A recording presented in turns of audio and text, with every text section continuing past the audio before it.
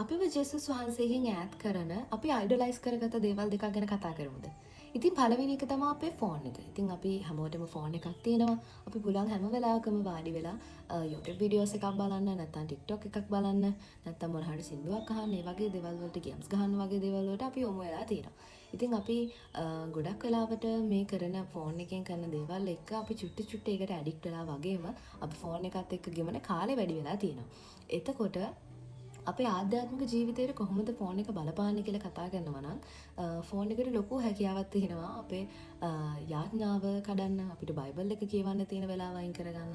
එතකොට කොන්තයක් කියන තියෙන වෙලාව අයින් කරන්න. මොකද අපි ෆෝන් එකට කොච්චර සමීපයිද කියනවා නම් අපිට බයිබල් එක, කොන්තේ, යාඥාව කියන දේවල් කරන්න එහෙම නැත්නම් කම්මැලි හිතෙනවා, නැත්නම් කරන්න හිතෙන්නේ නැහැ වගේ දේවල් වලට පත්තලා තියෙනවා.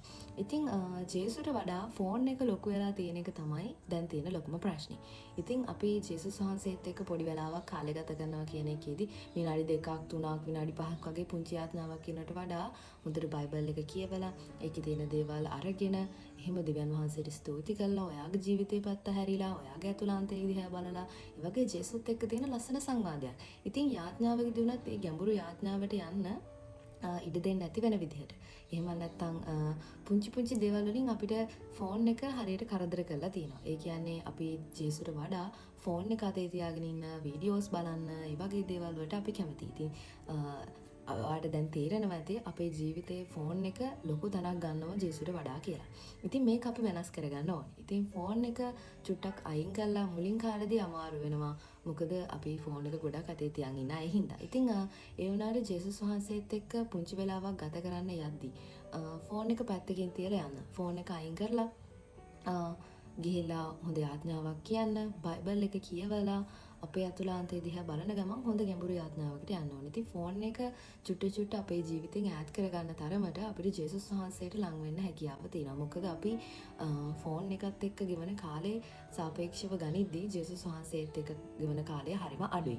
ඉතින් මේක වෙනස් කරගන්න නම් කියන්නේ කරන්න ඕන ලොකුම දේ තමයි අපි ෆෝන් එක පොඩ්ඩක් පාවිච්චි කරන එක අඩු ගන්න එක. ඉතින් මේක නිකන් ඉද්දි බෑ. හොඳට තේරුම් අරගෙන මම දැන් ෆෝන් එක පාවිච්චි කරනවා වැඩි කියන එක ඔළුවට දාගන්න පුළුවන් නම් අපිට පුංචි වෙලාවක් ෆෝන් එක යූස් කරන එක චුට්ට අඩු කරගෙන ඉවර වෙලා අපිට අවශ්‍ය ප්‍රමාණයකට ඒක ඇඩ්ජස්ට් කරගන්න පුළුවන් වෙනවා. මොකද අපි බලන වීඩියෝස් වලින් වුණත් ජේසුස් වහන්සේ කියපු දේවල්, ඒ දේශනා වලින් වුණත් අපි අහපු දේවල් වුණත් හැමදේම අමතක වෙලා යන තරමට ෆෝන් එක අපිට බලපානවා. මොකද අපි බලන වීඩියෝස් වලින් අපේ මනස පිරෙනවා වගේම එතකොට අපි යාඥා කරපු දේවල්, අපි අහපු දේවල් වගේ දේවල් යටපත් වෙනවා. එතකොට අපි අර වීඩියෝස් වල බලපු කියපු දේවල් තමයි අපේ ඔළුවේ වෙන්නේ. ඉතින් මෙන්න මේක නිසා ෆෝන් එක ගොඩාක් අපේ ජීවිතයට එෆෙක්ට් වෙන්න තියෙනවා. ඒක නිසා ෆෝන් එකෙන් උනත් අපිට බයිබල් එක බලන්න, ගීතිකාවක් අහන වගේ දේවල් කරන්න පුළුවන්. ඉතින් හොඳ විදිහට අපි ෆෝන් එක පාවිච්චි කරමු. ජේසුස් වහන්සේට වඩා ෆෝන් එක යූස් කරන්න නැති වෙන විදිහට අපි අපේ ජීවිත හදාගමු. ඉතින් උදේ පාන්දර නැගිටලා උනත් ෆෝන් එක අතට ගන්නතු බයිබල් එක අතට අරගෙන උන්වහන්සේත් එක්ක කතා කරන තැනකට අපි යමු. ඉතින් දෙවෙනි කරුණ තමයි රිලේෂන්ෂිප්ස්. එහෙම නැත්නම් අපේ අවට තියෙන සම්බන්ධතාව. මේක ආදරය කරන කෙනා වෙන්න පුළුවන්, ඔයාගේ අම්මා තාත්තා වෙන්න පුළුවන්, වෙන කෙනෙක් වෙන්න පුළුවන්.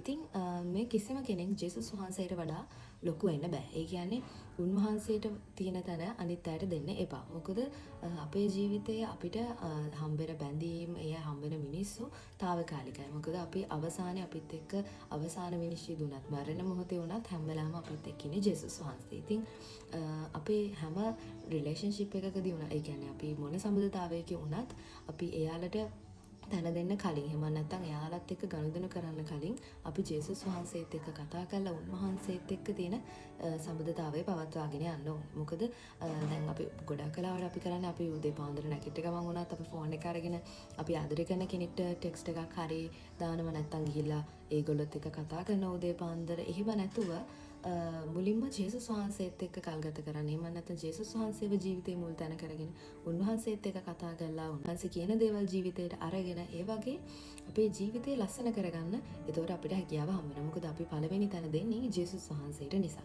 ඉතින් අපේ ජීවිතේ පළවෙනි තැන ජේසුස් වහන්සේට දෙද්දි වෙන දේවල් ටිකකුත් මම ඔයාලට කියන්නම්කෝ. පළවෙනි එක තමයි උන්වහන්සේට අපි ප්‍රථම තැන දෙද්දී අපේ ජීවිතේ වෙන හැම දෙයක්ම උන්වහන්සේ බලා ගන්නවා. මොකද උන්වහන්සේත් එක්ක අපි කතා බහ කරලා උන්වහන්සේට අපේ දේවල් හැම දෙයක්ම අපි කියලා තියෙන්නේ. ඒතර ජේසුස් වහන්සේ ඔයාගේ කැමති දේවලුත් දන්නවා. ජේසුස් වහන්සේ ඔයාට දෙන්න ඕන දේවලුත් දන්නවා. එතකොට ඊටු හැම දෙයක්ම උන්වහන්සේ බලා ගන්නවා. මොකද ඔයාට අපිට බයිබලෙත් කියලා තියෙනවා පළවෙනියට ජේසුස් වහන්සේත් එක්ක සම්බන්ධතාවය පවත්වා ගන්න. එහෙම නැත්නම් පළවෙනි තැන ජේසුට දෙන්න ජේසුස් ඊටු හැම දෙයක්ම බලා ගන්නවා කියලා.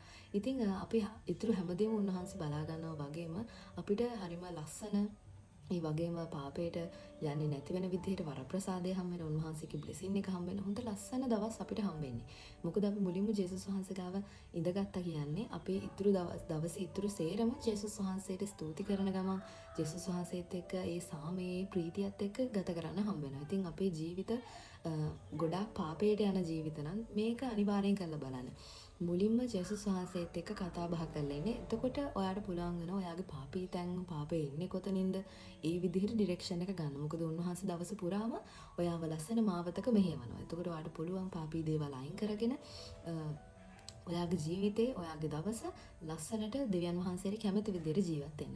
මොකද දෙවියන් වහන්සේගේ කැමැත්ත කරන්නේ නැතුව ස්වාමීනි කියපු කිසිම කෙනෙක් ස්වර්ගයට ගියේ නැහැ. ඉතින් උන්වහන්සේගේ කැමැත්ත දැනගෙන උන්වහන්සේගේ කැමැත්ත කරන එක තමයි අපේ ජීවිතේ දවස ගානේ අපි කරන්න ඕන.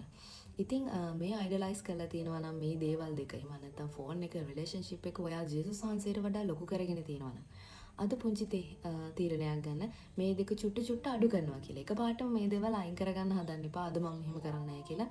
ඒක පැට්‍රිකල් නෑ. චුට්ට ඒක අයින් කරගන්න හැබිට් එකක් කරගන්න. එහෙම නැත්නම් පුරුද්දක් කරගන්න පටන් ගමු. එහෙනම් ඔයාලා හැමෝටම ජේසු පිහිටයි. අමතක කරන්න එපා. ජේසු ආර ගොඩක් ආදරේ.